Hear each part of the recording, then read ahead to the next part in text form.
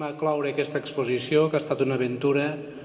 que hem compartit amb l'Arcadi Artís, perquè amb ell hem pensat que era bo de celebrar allò que estem moltes vegades posant al discurs de la Seu Vella, que és superar els mals temps amb una lectura positiva de segle XXI, de creativitat, de ganes, de monument de pau. Aquesta exposició,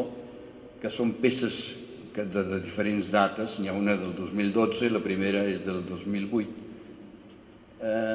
les he anat recollint, lligant-les amb aquesta història de Dante, que ell era un exiliat, va ser expulsat de Florència per les seves idees polítiques i ho va perdre tot. Que jo he volgut fer el mateix, no agafant masses personatges, però sí experiències de vida. I he aprofitat per aquestes experiències acompanyades d'aquest text immillorable.